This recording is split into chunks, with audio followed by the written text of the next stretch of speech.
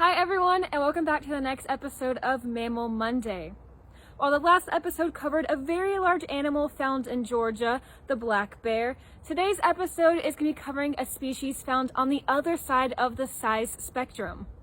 Today's episode will be covering the eastern chipmunk, so let's get started.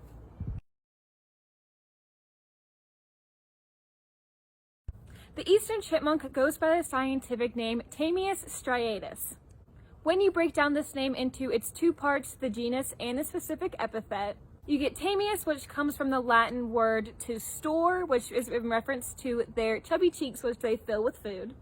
And you get striatus, which is a direct reference to the black striping that appears down the eastern chipmunk's back.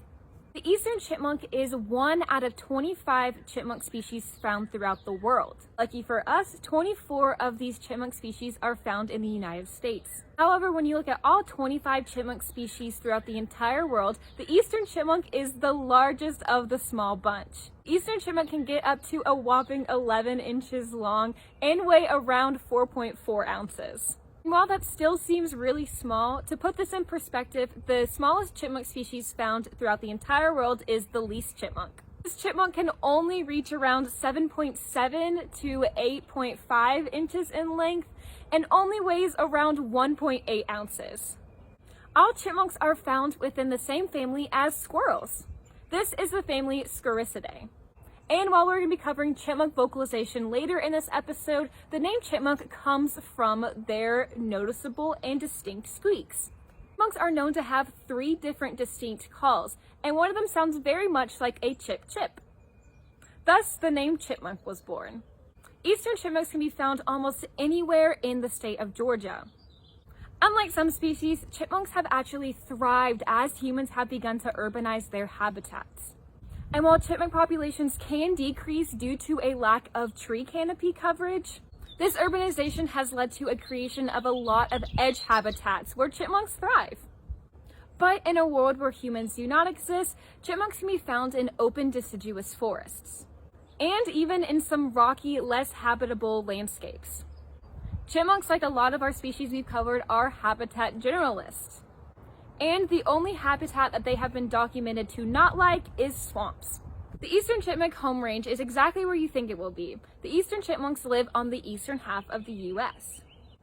But in some areas of their home range where the weather does get cold enough, chipmunks practice a energy-saving technique known as torpor. Much like the black bears, chipmunks do not hibernate. Instead, they spend the colder months resting in long periods of time. On average, these sleeping periods can last anywhere from 3 to 5 days. And during this time, their heart rate and metabolism does slow down, but they do need to go out and scavenge for food every once in a while. But with some places having little to no food available for the chipmunks during these colder months, chipmunks have adapted right back in order to survive the cold winter. The term chipmunk cheeks is real. A lot of rodent species use cheek pouches in order to store their food and keep their forearms available to run away from predators. While other species within the rodent order will have external cheek pouches, chipmunks have internal cheek pouches.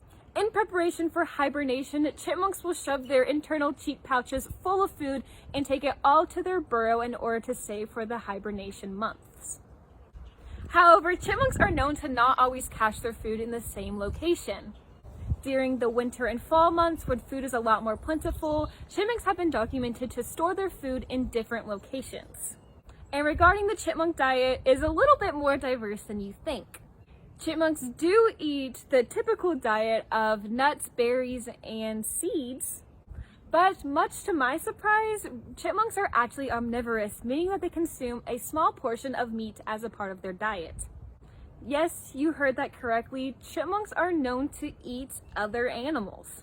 And while this only consists of 5% of their diet, chipmunks have been documented eating lizards, frogs, hatchlings, eggs, and other small mammals. Unlike other species in the animal kingdom, chipmunks are solitary creatures. This just means that the large sum of food that they're caching away for the winter is only being cached away for themselves and only sometimes for their offspring. In some areas where we have milder winters, chipmunks are known to have 2 breeding seasons. And while these breeding seasons do vary depending on your geographical location, the earliest breeding season of the chipmunk per year is documented to be in late February, meaning that baby chipmunks could be running around your area soon. The gestation period of a chipmunk is only around 30 days, and they typically have a litter size of 2 to 8 little chipmunks. Both during the gestation period and after the chipmunks are born, the father is not a part of the picture. Instead, he will be starting his next cache and hopefully breeding with another female before the time is up. Thus, all of the parental care is placed on the female chipmunk. But they don't exactly get the Mom of the Year award either. Mother chipmunks will only allow their offspring to coincide with them for a couple of months. And once the chipmunks are fully furred and their eyes are open, the mom will kick them to the curb and continue her solitary lifestyle. But like we mentioned earlier, chipmunks can have 2 breeding seasons, thus giving a slight explanation to why the mother has to kick them out so early in order to get ready for her next litter. In fact, chipmunks have such a large and complicated burrowing system that it makes no sense not to share it. Chipmunk burrows can range in size anywhere from 12 to 30 feet long. Within these chipmunk burrows, there can be numerous intersecting tunnel systems that make a very elaborate chipmunk house. There can be multiple compartments set aside for drainage. Some tunnels have been shown to have storage compartments.